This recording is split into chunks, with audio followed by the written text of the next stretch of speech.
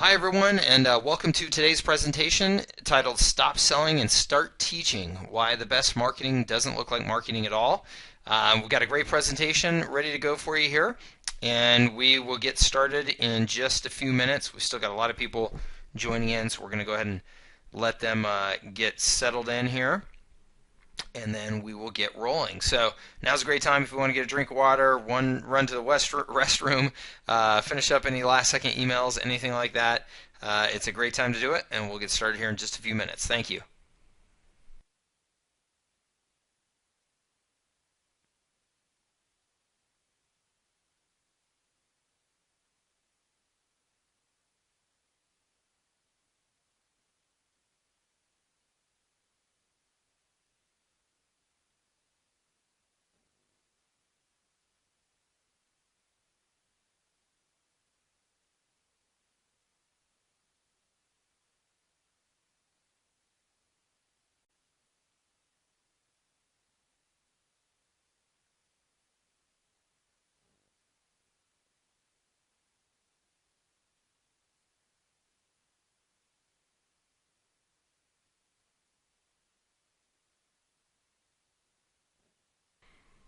Hey everybody, welcome. Just want to let you know the presentation will get started here in just one more minute. We've still got a number of people joining in, so we're going to give them just one more minute here to get settled in. So grab your drink of water, finish up that last second email, and we will be ready to go here in just 1 minute. Thank you.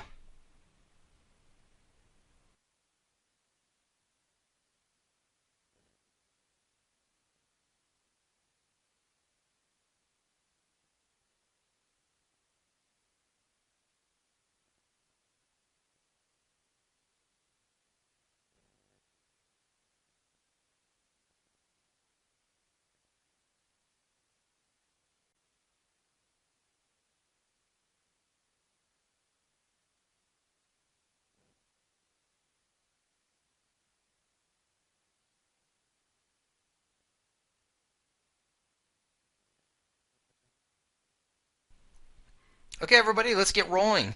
Today's presentation is Stop Selling and Start Teaching Why the Best Marketing Doesn't Look Like Marketing at All. How to use educational content to attract new customers and grow your business. Uh, we will go here for probably somewhere about 45 minutes to an hour, probably close to the 45-minute side. So we'll get you back to working on your way here as quickly as possible.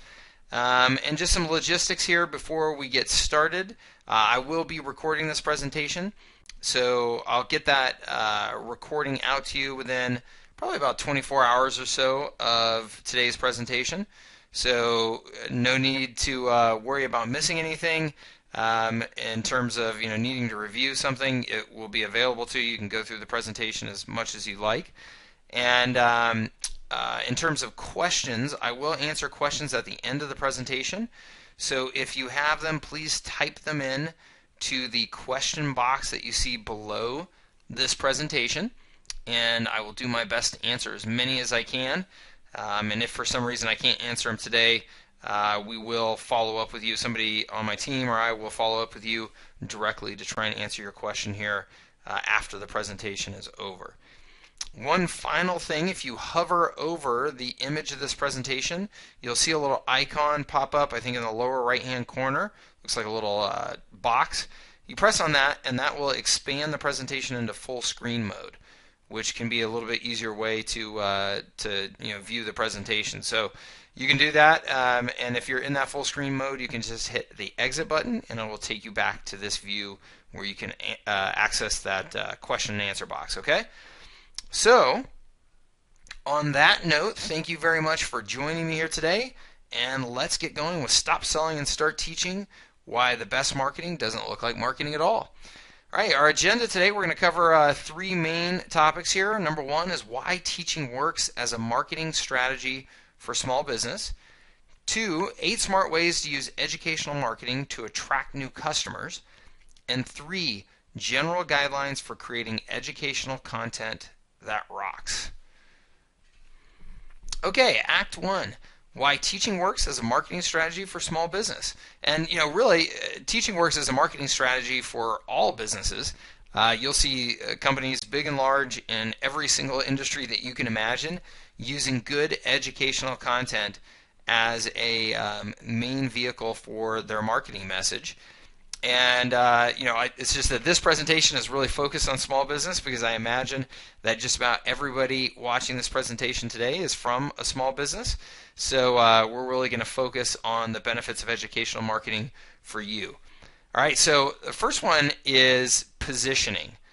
Okay, educational marketing, by communicating good, valuable content as your form of marketing, consumers realize that you really value their time, that you value their attention, and that you're willing to do something other than just hard sell to them. You're willing to invest in educating them into better understanding how to use your products or services, or maybe not even directly how to use your products or services, but just some good educational content that will benefit them.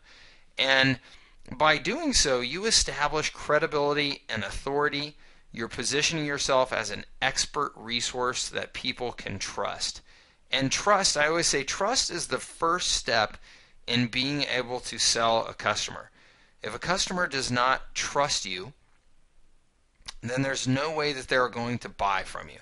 Okay? And the second that you lose that trust is the second that that customer starts to turn and look for other options to spend their money with. So by doing good educational marketing, you're getting that credibility and authority positioning in the mind of that customer and establishing that trust, which is the most valuable thing that you can do with your marketing. Number two is permission. Okay, you may have heard of the phrase permission marketing from Seth Godin.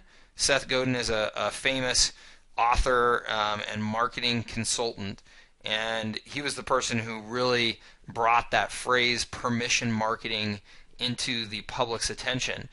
And the idea behind that was that in today's internet age, where we are constantly bombarded with all kinds of media and all kinds of advertising messages, that what consumers will start to do is they're going to start to tune out more and more of that, and they are going to get selective about the brands that they give permission to market to them. And those brands will experience a much, much higher degree of attention and loyalty from those customers. Okay, so by putting good educational content out there that people perceive as valuable, you have a much better chance that they're going to raise their hand and say, you know what, yeah, you've got me. I give you permission to continue, taking up my inbox, taking up my time, taking up my attention with your messages because I find them valuable enough that it's worthwhile for me to tune in. And I think you've probably all experienced this in your own lives, right? In that there are certain products and brands out there that you say, yeah, you know what? I like them so much. I'm so loyal to them that when they send me a message, you may actually even get excited about the fact that you got something from them, even if it is a sales and marketing message, right? And you may not really be entirely, conscious of it. But let me give you some examples that may resonate with you. I love REI, right? REI, the seller of the outdoor equipment, camping gear and things like that. Well, REI does a fantastic job. For those of you who know their brand, they do a fantastic job of educating you on all of the different, outdoor products that are out there and how to use them effectively. If you go into their stores, they do demonstrations and they have classes and things like that that you can sign up for. When REI sends me their catalog, I sit down just like I got my favorite new magazine and flip through all of those products, and I'm so excited that it's pretty humorous. I'm excited to get their sales pitch. I'm excited to think about where do I get to spend my dollars on my next fun outdoor product, right? So I've given them this ultimate level of permission to market and sell to me. Now, again, REI may not be it for you, but some of the other major brands out there that people really give this kind of permission to are brands like Apple or Starbucks. There's all kinds of brands out there that really resonate with people. and that they have incredible degrees of loyalty. I mean, Harley Davidson, right? I mean, people tattoo Harley Davidson onto their arms, right? Because they're so loyal to that brand. So you can bet that those people have given Harley permission to market to them as much as they want, as long as they maintain that trust. So if you can get that permission, then you can get a much higher degree of attention from that consumer and earn a much greater degree of loyalty from them long term. And that's where you really get to a very high degree of persuasion. Okay, if you take that combination of credibility and permission and you put those together, it's almost impossible to not get more sales from those customers. Right? If you have a high degree of credibility and they've outright granted you permission to market to them, there's almost no way that you're going to mess up getting more sales, right? So again, going back to these brands, my experience with REI, people's experience with Apple and Harley Davidson, things like that.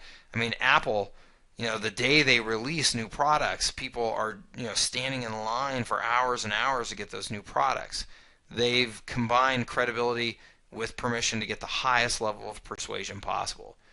So by doing this, you can attract more buyers. Those buyers are people who will buy faster and more often without questioning your brand, without questioning your intentions, and they'll often pay higher prices to do so, again, as exhibited by a company like Apple. So credibility plus permission equals a high degree of persuasion and sales. Next is proliferation. Notice a trend here that these are all P's, proliferation. In this case, what I mean is that when you have put good educational content out there, the students who are learning from you become promoters of your brand. They have the ability to share that good educational content with other people that they think would benefit from it. And that is a very, very, very powerful form of marketing, right? Because now your brand message is not coming directly from you. It's coming from somebody that they trust. It's coming from a friend that is referring them to this content, which is, one, obviously a massive financial benefit that you didn't have to market to that person directly, that your message is being spread without you paying to do so. And also, again, that you're getting that referred positioning when somebody else goes out and shares your good content. So educational content is easy to share and pass along, which can really benefit you. And then the last P here is partnerships. By doing a good job of educating an audience and taking care of that audience, what I found is that it naturally leads to other businesses that may share that same audience but be in a non-competitive position to you, may want to take your content and share it with their audience as well, because it positions them in a good light, right? To be educating their audience, even if it is with your content. They're doing their audience the favor of sharing this information with you and adding value, or with their audience, and adding value to their lives. So it's good for them, and obviously it's great for you, because you're now getting your message out to more of your preferred audience. So again, I found that if you are a good, trusted educational resource, these partnership opportunities just naturally come your way. And of course, they can be sought out proactively as well.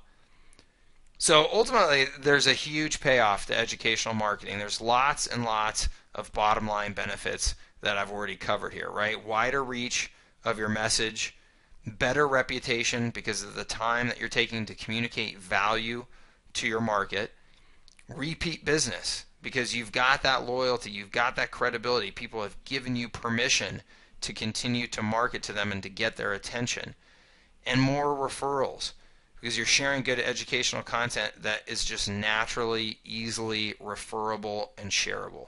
So lots and lots of bottom line benefits to doing good educational marketing. So let's jump into Act 2 now, which is 8 smart ways you can use educational marketing to attract new customers at your business. So here we're going to jump into specific tactical ways that you can use educational marketing. Number 1 is infographics. You've probably seen a lot of these around lately. Infographics have become a pretty popular way to market information, and for good reason. If you look at this, this is an infographic from BlackBerry. It says there in the upper left, small businesses have a golden opportunity to seize new growth opportunities. Right? So this could very easily be an article with a bunch of statistics and data written out in typical long form that, as you can imagine, I mean, look at all these statistics here. It might be a little bit of a dry article, maybe a little bit boring to read, maybe a little bit long, and there's just a lot of people out there that are not going to take the time to read an article like that. But when you put it into a visual format like this, it really, really resonates with people to a whole new level. In fact, scientists have said that 90% of information transmitted to the brain is visual.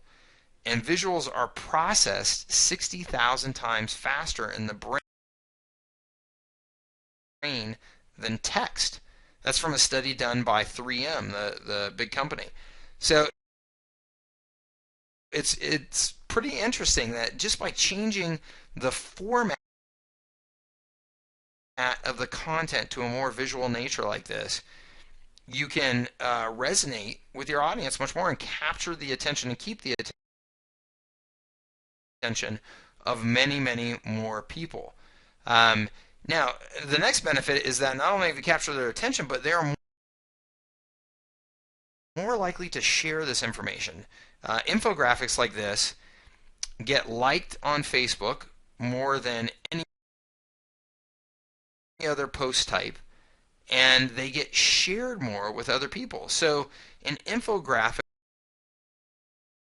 will on average have 12% more traffic generated to it than an article due to that shareable visual nature. So infographics can be a very, very powerful way to communicate what would normally be maybe a little bit, dry data, as you see here in this BlackBerry infographic. So now people will often say, well, yeah, that is great, but infographic, I'm not an artist, I don't know how to create something like that. And let me just tell you that there are some easy ways to get this done. Don't let that be a limitation for you, okay? The first way is good old PowerPoint from Microsoft, right? If you do a search online, you will find infographic templates for PowerPoint. So you can just take these templates and do good basic infographics using them. Now, will they be as gorgeous as some of the really professional ones done out there? Perhaps not, but they still will be much more visual in nature, and they will work. Okay. And the good thing is you'll be getting them done while your competitors will still think that infographics are too tough. So that's a very simple way to do an infographic. Don't limit yourself. Okay. Let me share with you now some best practices around infographics. So one is to brainstorm the narrative first. What I mean by that is you want your infographic to tell a story. And it's important to understand what that story is before you just go throw images and data onto onto a little picture like this, because as you can see here, there's a lot of information in here. There's a lot of images. There's a lot of data. If you don't have a clear story to it first, then it can get, the message can get lost and really jumbled. So you want to make sure you have that narrative first. Next is you want to make sure it's useful content. Okay, you want to make sure that the content is useful. If there's some way to even make it entertaining, fantastic. But you want people to feel like it was worth their while to sit and go through this. A good place to find data if you're thinking, man, I don't have all of this data myself. If my company doesn't have all this data that we can share, just do a good old search in Google. You'll find all kinds of information on just about any topic that you can take that data and share it and just reference it in your reference the source in your infographic. Okay? And finally, look to hire a cheap designer. Okay, because designers really do not charge a lot for these infographics. There's a lot of sources out there that will help you find or excuse me, create infographics. So just do a search online for infographic designers, and you will find lots and lots of options. So put infographics to use. They're super, super powerful. Okay? Okay, tactic number 2, webinars and live presentations. You're in a webinar right now, right? So webinars are a great way to get people to tune in as our live presentations. And there's something about both webinars and live presentations that that whole live event feeling is attractive for people. People tend to tune in and show up more for something that is a live event. So these can be very, very effective ways of engaging your audience and educating people. And there's a few things that are really, really nice about either webinars or live in-person presentations. One is that you can cater to different learning styles, right? On a webinar, I can show you text, I can show you images, I could show you videos, I could screen share, you can hear me talking, I can do live Q&A with you, and I can do all of those things in an in-person live demonstration as well. So I can connect with people's different learning styles. I can meet them where they need to be met to most effectively learn and absorb my information. So that makes them very, very powerful.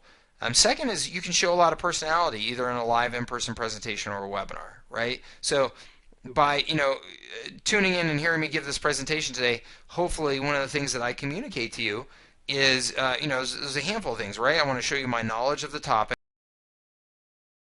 I also want to share with you my passion for helping businesses grow by using more effective marketing. So by doing that, by expressing my personality, I can make a connection with you that I may have a harder time doing just in a written word article or an infographic. And then finally, they're fantastic for explaining complex concepts, right? Some concepts are just harder to get across in an article, or maybe they would take a long, long time to do it. And I don't have that opportunity to do some sort of actual Q&A with you to make sure that you're really grasping the concept. So because of these reasons, webinars and live presentations can be a very, very valuable educational source. So some examples that small businesses can use very effectively. So what you're watching right now, right, a webinar, lunch and learns. Lunch and learn, live events where you invite people in to learn about a particular topic that's been, this is a tactic that's been done for years and years by all sorts of businesses. It's very inexpensive, and it's a great way to get kind of a small, intimate group setting where you can meet people face to face and share with them your knowledge and your expertise. Evening webinars are fantastic. Evening webinars are great because a lot of times busy professionals cannot attend webinars during the day, but they will tune into them during the evening. Another example is product demonstrations inside of stores, right? This is one that's been very, very well executed by businesses like Home Depot or REI, which I mentioned earlier. Well, they'll have these product demonstrations and free classes happening in their stores. Just about every type of retail business can take advantage of that format, which can be really, really engaging. So there's some good examples for you.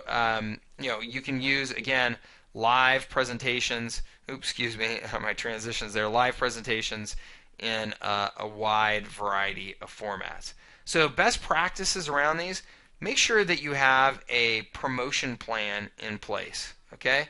You want to make sure that you drive as many people to your events as possible, whether they're live, in person, or webinars. An event is always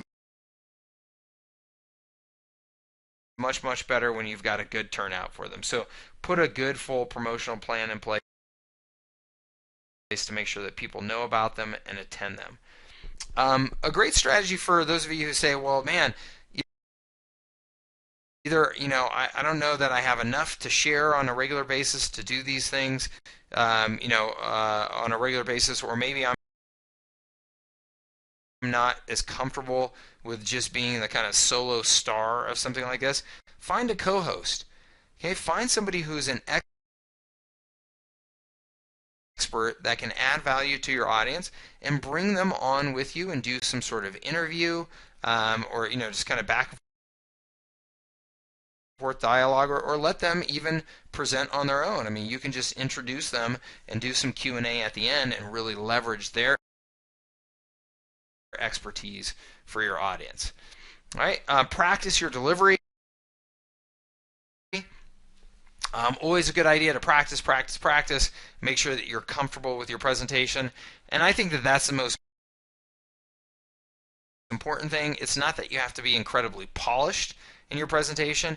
It's not that everything has to go exactly right. There's always going to be something that goes a little bit wrong, and that's okay. What's most important is that you're comfortable with the content and you're comfortable with the presentation engagement that you're going to have with your audience.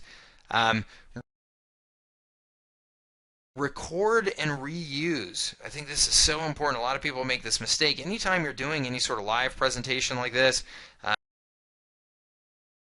webinar or in person, make sure that you've got a camera recording it, because you can take that content and use that recording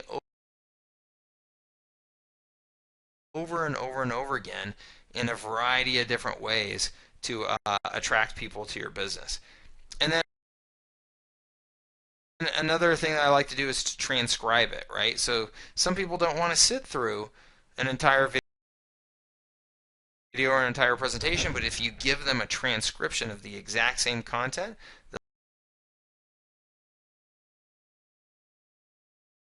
they'll sit down and read it. Again, people like to learn in different ways, so make it easy for them. Okay?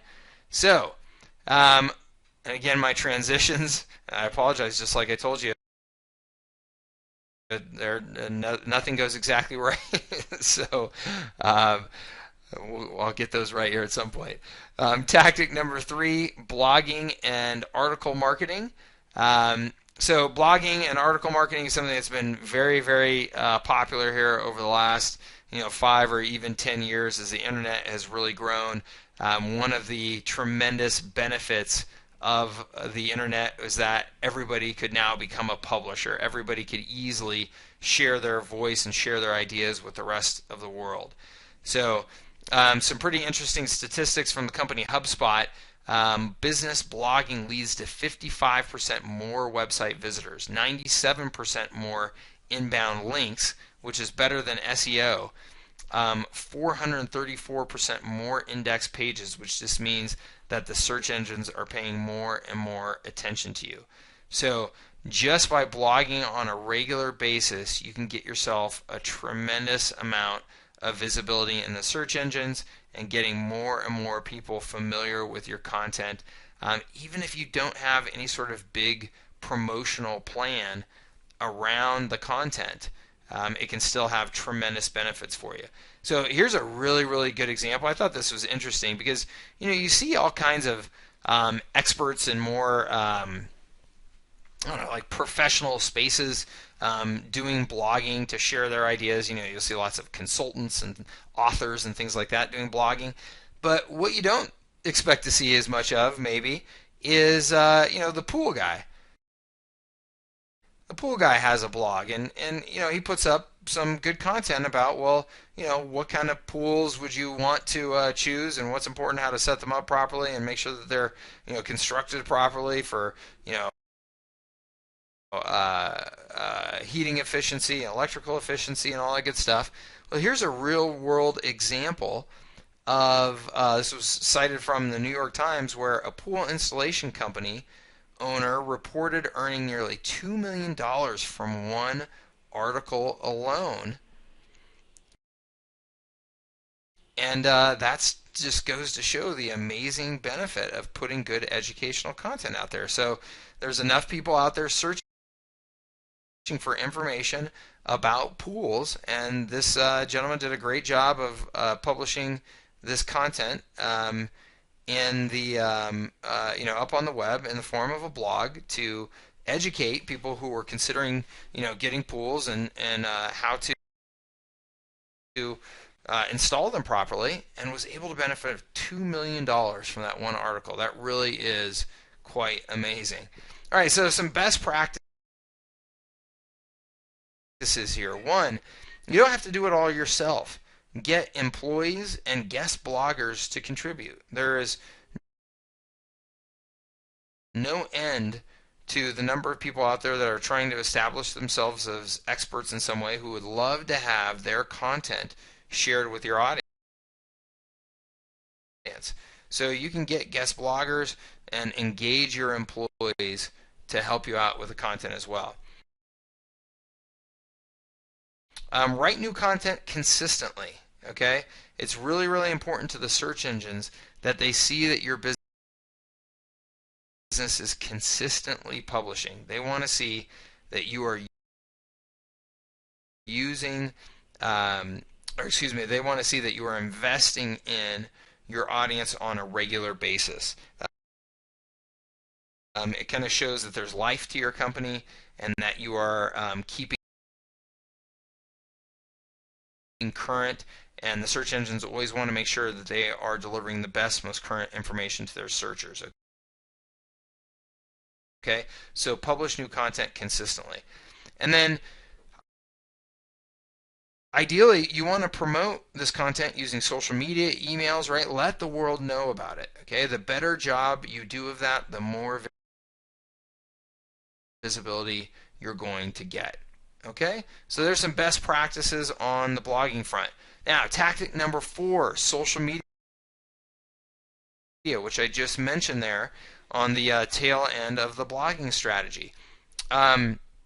Social media, I mean, really has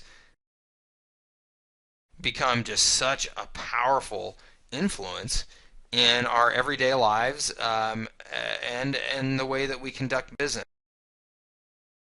And all signs point to that it's just going to become a more and more powerful business tool that you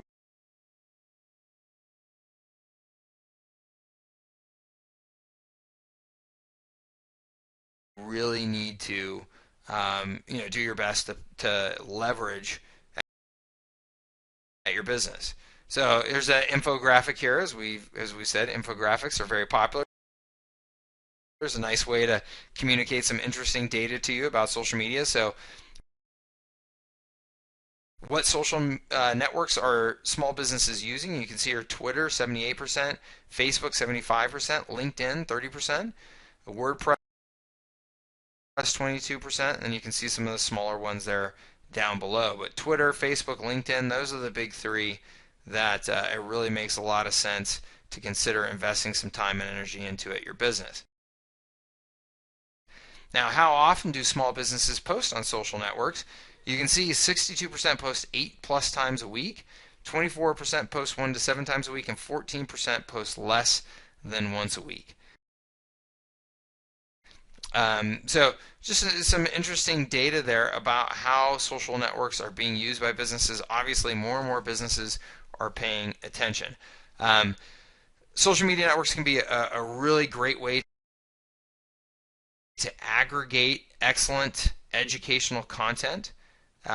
So instead of creating your own content, you can just find other people that are posting really good content and aggregate it into one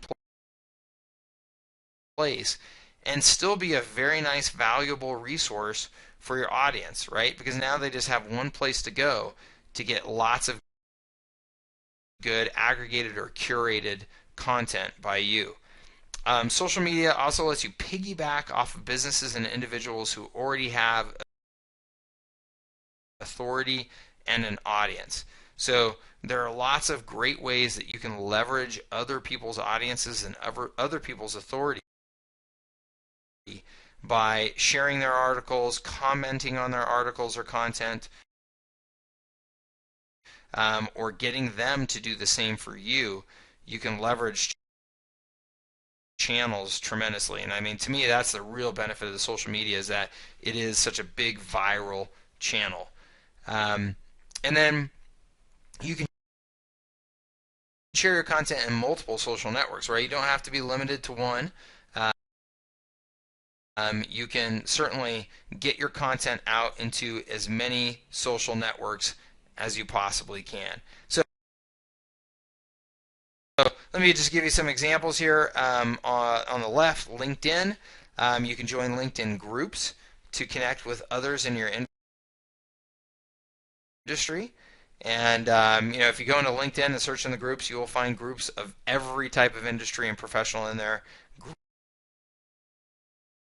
Great way of connecting with either peers in your industry or connecting with the customers that you're going after. I mean, let's say you were selling to real estate agents. You can go into LinkedIn and do a search for real estate agent groups, and you'll find groups that have tens of thousands of real estate agents in there that you can jump in and interact with and add value to. In the middle there is Quora. Maybe you may not have heard of Quora. Much smaller than LinkedIn or Facebook, but pretty interesting site where what Quora does is gives people the ability to ask questions of experts and get those questions answered. And what's really, really cool about it is you can go on to Quora and you can ask some very, very, very famous experts their opinions on things, and they'll jump in and answer them for you. So really, really cool, but you can get in there and be the expert. You can get in there and provide answers to people and establish your credibility. Okay? And then on the right here is Pinterest. Pinterest has just become wildly popular over the last several years, and the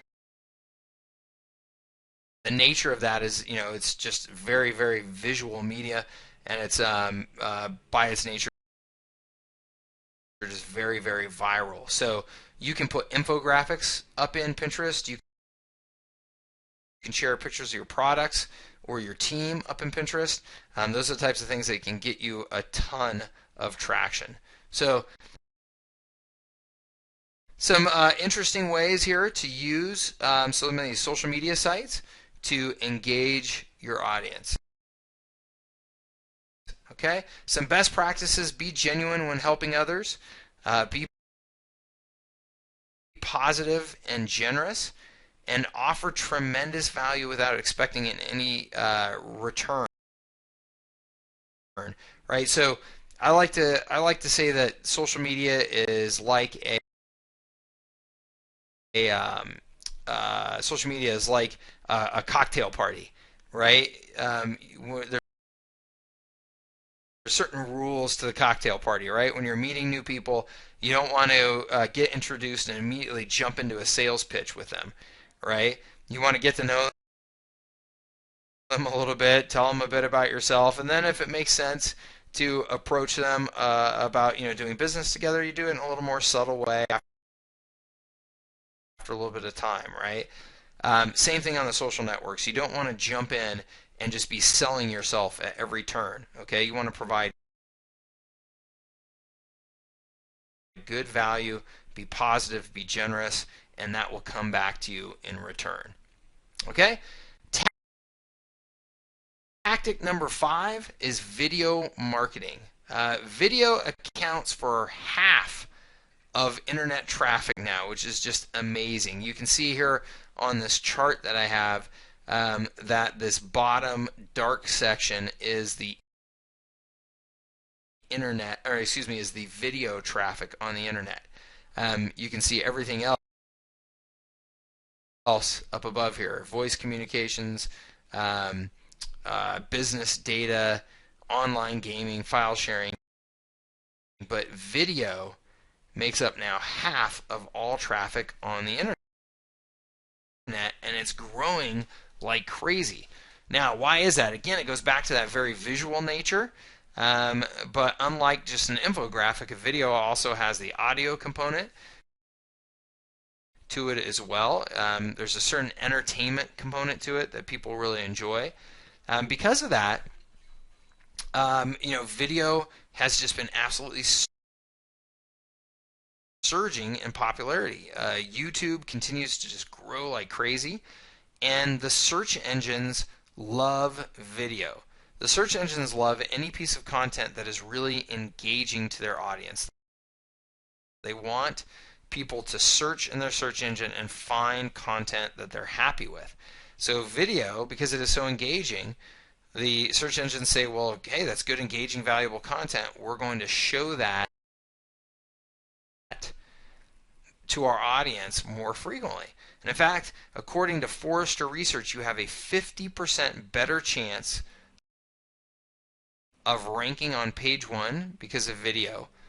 You have an 85% better chance that somebody is actually going to eventually purchase a product from you if they watch a video about that product. And because of that, because of this combination of factors, it's become a tool that small businesses are using more and more. In fact, 22% of small businesses will use video in the next 12 months. So video is a fantastic opportunity for you to showcase your business and your products and services. So there's a few ways to do this very effectively. One, create good how-to videos. Okay, how-to videos are a great way to establish trust and credibility. If you do a search online for how-to, you will see that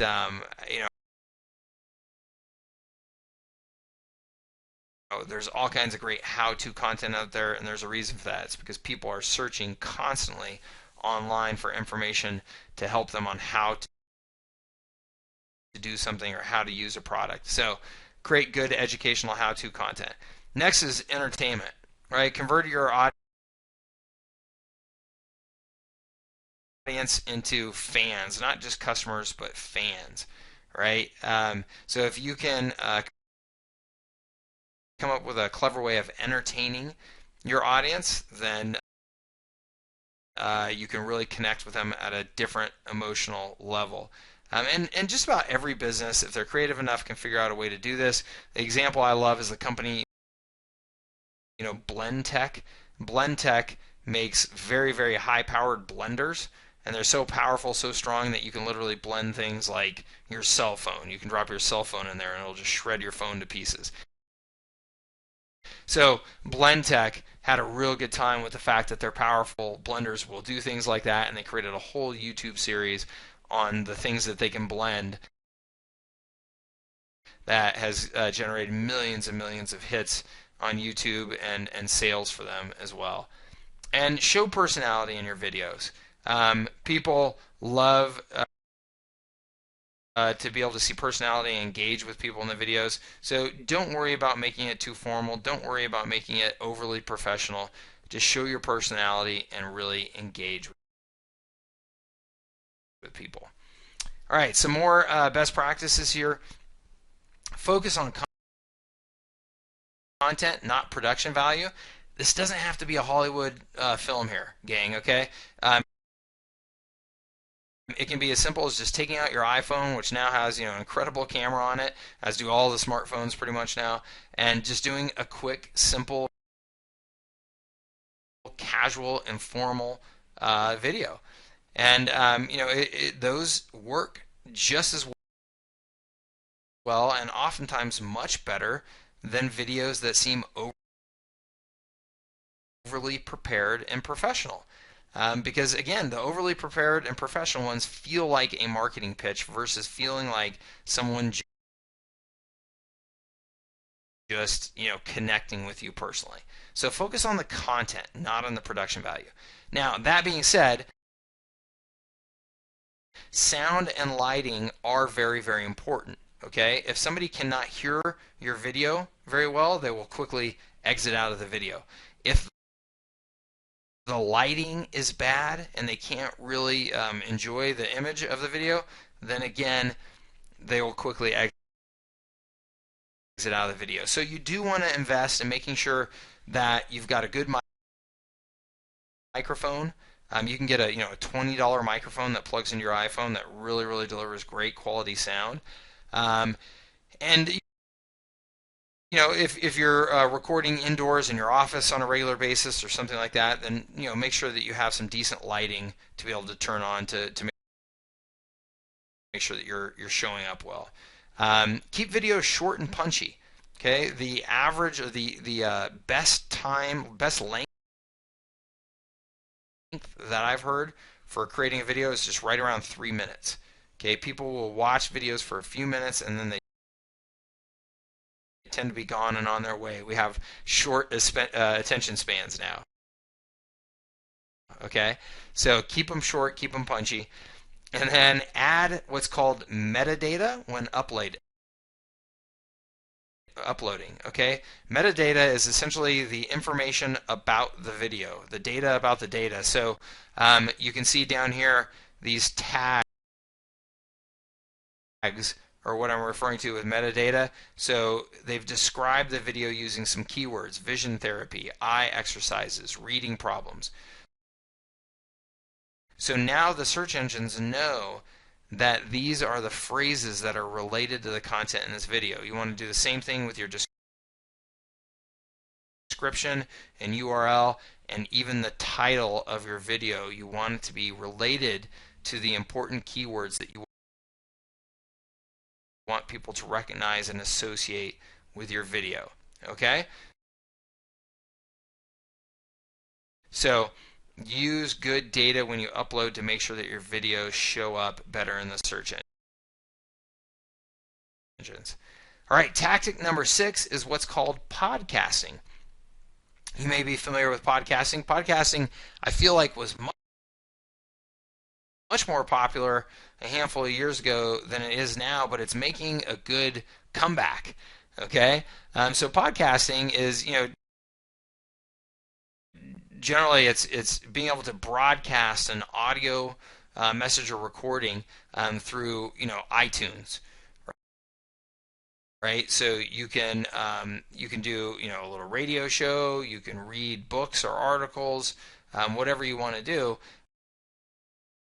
Record those and broadcast or podcast those through your own little station in iTunes. And those of us who use iTunes can go in there and quickly just subscribe to the podcast and have it downloaded to our computers and our phones so that we can easily consume, listen to that podcast when we want to. Podcasts are back, like I said, and growing again. According to Edison Research, they've grown by 163% just in the last couple of years. So more people are using them and paying attention to them. I think more smartphones out there mean that there's this larger audience, and so more and more people are tuning in. It's very easy to get started if you're looking for a way of creating content that maybe seems a little more simple to do than video. Maybe you're not comfortable being in front of the camera, then a podcast is a good alternative. And again, this is another great way to separate yourself from the pack by putting great content out there in an easy to consume format. Um, so here's just a few examples, some top marketing strategies from some guys I like, Mike and Troy. On the left-hand side there, just good tutorials that establish trust and credibility. Um, Apple on Apps podcast in the middle there. And it's interviews with experts. You're giving your audience who they want, right? You're bringing in experts and other people that you can interview and sharing those interviews. And then on the far right here is Q&A.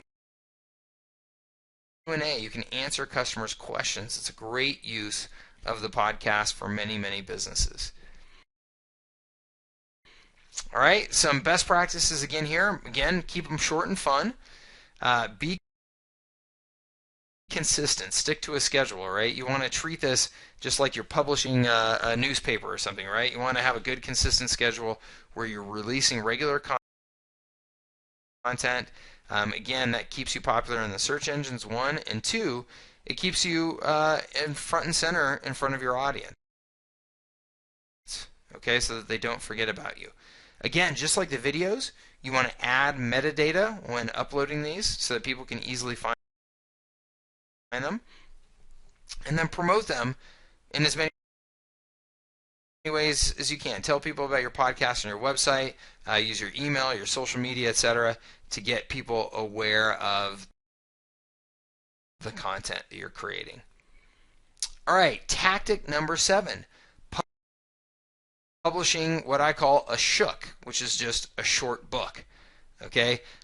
Everybody knows that authors still have a ton of credibility. The written word is hard to ignore when it's printed in a book.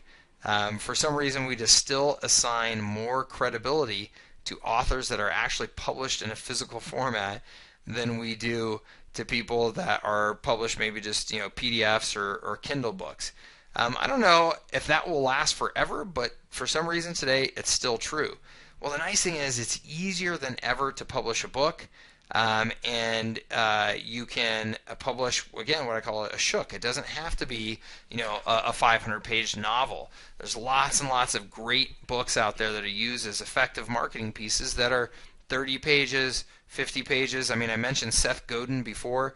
Seth Godin is a master of publishing these very, very, very brief books that get shared and bought and read by millions of people, and they're not long at all. I mean, I think some of his books are as small as 20 or 30 pages.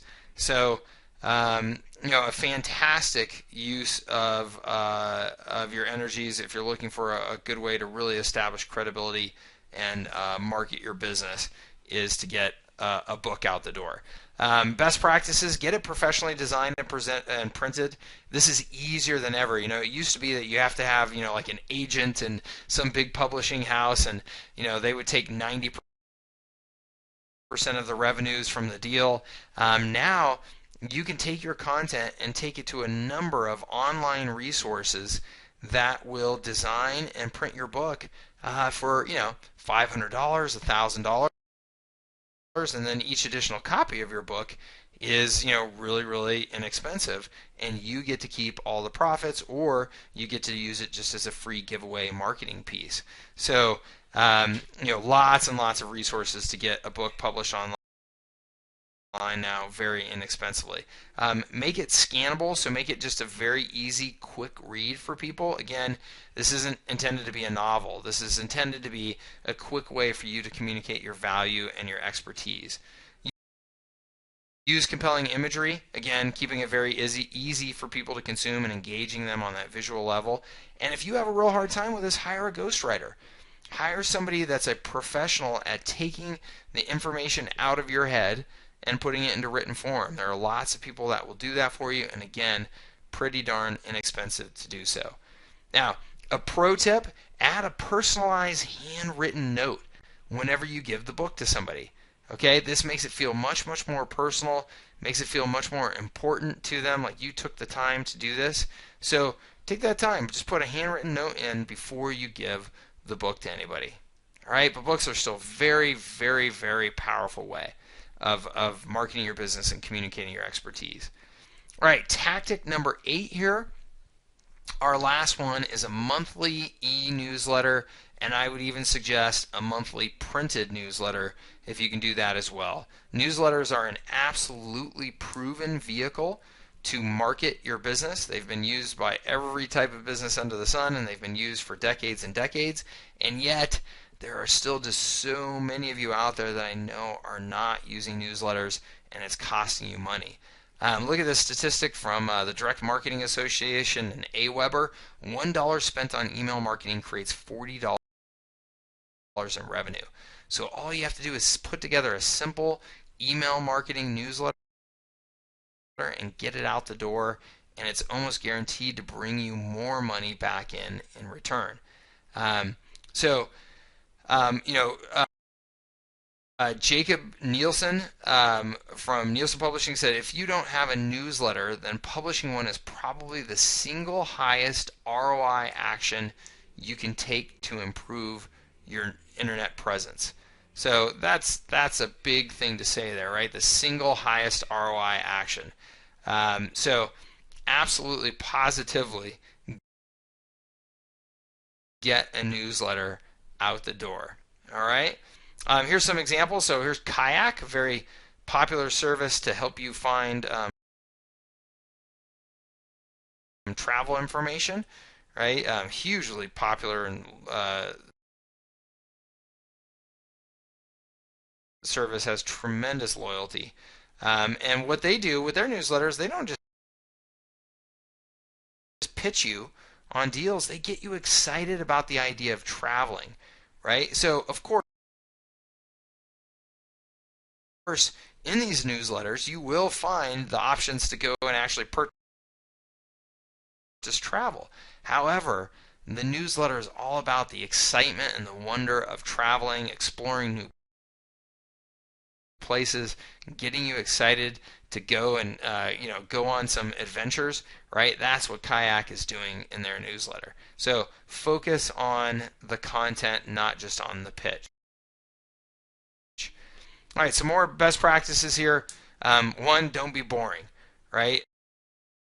You can see here on the right is an email presented by MailChimp. You can see it's got just lots of fun. It's got fun color to it. It's got fun imagery to it. It's got a monkey on it. There's a number of things about this that obviously make it just not a boring newsletter, right? So reward people for signing up. Give them some sort of freebie, some sort of giveaway, some sort of coupon or discount to encourage them to sign up for your newsletter. Give them that valuable content, as I said before. Still include offers, though, okay? Don't be afraid of including offers. I believe that you should have an offer in every single newsletter that you send out. Just make sure that it's wrapped in really good, valuable content, and then it's no problem. And just one little piece of logistics to consider: sending your email on Sundays. Okay, a lot of people are, they've taken the day off, they've got some time, and they're kind of going through their inbox. It's a great time to actually reach people. But this is something I always recommend you test. Sometimes emails, newsletters do better on Fridays, some on Mondays. It really is just a matter of testing and finding out what works for you.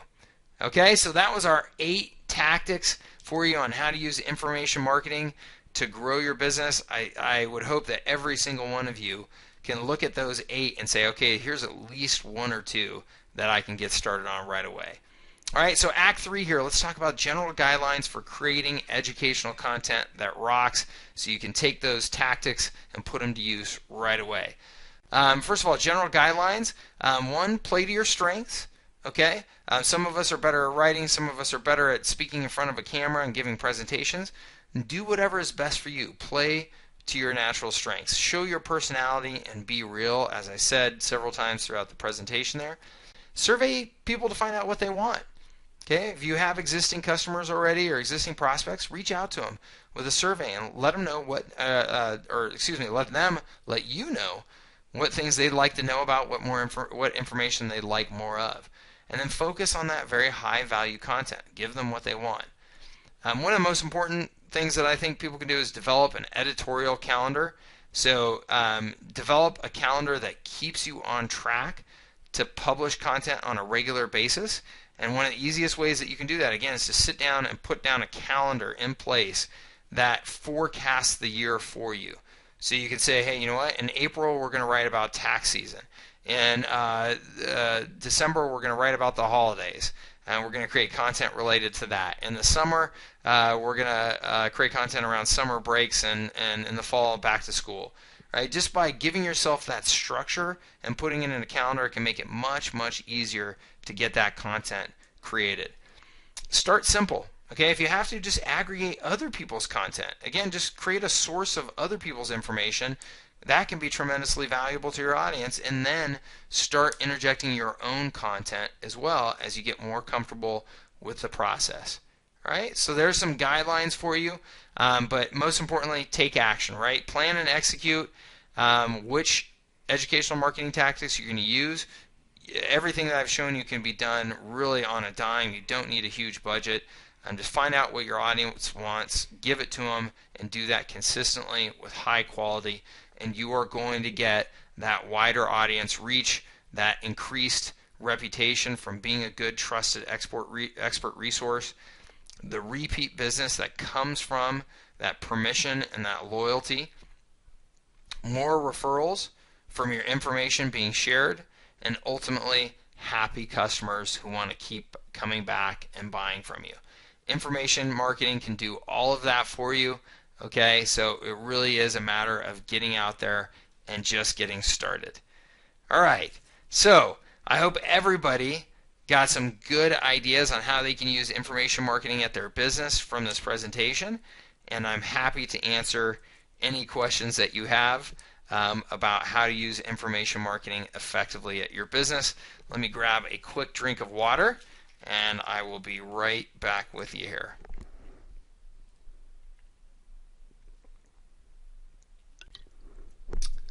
Okay, first question you guys probably are all wondering is, why, if I do these presentations on a regular basis, can I not get those transitions right? I apologize. I don't know what happened. In fact, I didn't even know that there were transitions in the presentation. I had leveraged a previous template, and apparently they were in there. So I apologize about that. We'll get that sorted out. Let's see here. Next question. So Jim asks, what email tool I recommend for easily creating newsletters? Actually, so the one that was referenced in the presentation earlier there when I showed you an example was MailChimp. I think MailChimp is great. MailChimp does a really, really nice job of putting together a lot of just simple visual templates that you can just grab and go. So you don't have to have anybody design the newsletter template for you.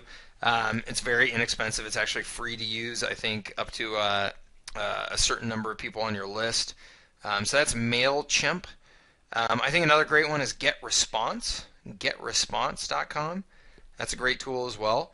They've got some really nice templates and just a good, just kind of visual system to easily put your content in and format it properly. So either of those will do great for you, and both are pretty darn inexpensive. Let's see here. Somebody asked about the best camera to use to create video content. That's a good question. I don't know that I know a best camera. I can tell you that I have a Mac laptop, and the camera on the Mac laptop that's just built right into it is high enough quality for 90% of the videos that I do at my business. So that's, that has worked just fine. I've never had anybody really complain about the quality. And again, it's not Hollywood production value, but it doesn't need to be. The new iPhones or any of those smartphones, from Samsung or the other major brands, the cameras on those phones are fantastic quality now.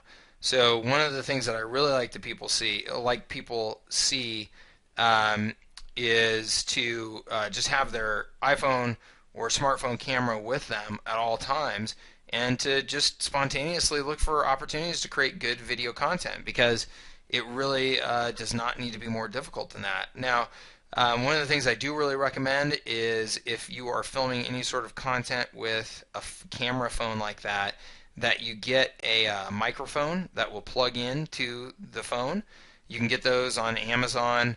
Just do a search for the microphones that plug into your camera. You'll spend $20-$25, and it will give you just a much higher sound quality by having that extra microphone there. So, but yeah, I mean, there's all kinds of fantastic cameras out there, and I'm sure you can get on a camera review site and find some really, really good information on that. But I got to tell you, for the far majority of you, just using a good old webcam on your computer and the phone on or the camera on your smartphone will be fine for you. So what I'd hate to see anybody do is overthink this, spend a small fortune on getting a good camera when they could, just start creating content right away. And then, if long term, if the strategy is really working for you, and then you want to invest in a better camera, then by all means go ahead and do so. So let's see here. One other question about how to use social media most effectively to get your content shared. So that's a great question, and there's kind of a lot to that. That's a whole separate presentation. But let me just give you a handful of ideas here. So one, you want to be active on social media. You want to be out there engaging with as many people as you can, liking and friending as many people as you can, as many sites as you can, so that you're creating a bigger network, right? The bigger network that you have, plus adding high value content to that network, is how you get that big distribution. Okay, it's the combination of the two. You've got to have a big network and you've got to have good valuable content. So first and foremost, just be active. Just get out there and build up your social media presence, engage with more and more people, so that your network is getting built. When you create content, it should always have the social media share buttons with that content to make it super, super easy for people to share it on the social networks of their choice. So always have the Twitter icon there, always have the Facebook icon there, always have the Pinterest icon, right? So that it's easy for people to share that content on their favorite sites. Next is you can do some really, really interesting things out there with some of the social media apps and plugins to encourage people to share your content. So you can run little contests that say, hey, the person that shares this content with the most people can win a free prize. You can actually make it a requirement that somebody shares something 5 times, let's say, before they can actually get access to the content. So there's a number of different things that you can do out there. Like I said, that pretty much is a whole presentation in and of itself, but there's just a handful of key strategies for you to keep in mind. Okay? Well, on that note here, we're right at an hour, and I want to make sure that I get you back to your day and get you back to work, so I'm going to go ahead and let you go. If you ask any questions that I did not respond to, I will get back to you, or remember, my team will get back to you here in just the next day or two. And I just want to say thank you very much. I appreciate your time and attention and being here. And I hope, again, that everybody sees how powerful educational marketing can be for your business, and that you took away at least a couple of different ways that you can immediately implement educational marketing at your business. All right, thank you very much, and take care. Have a great day.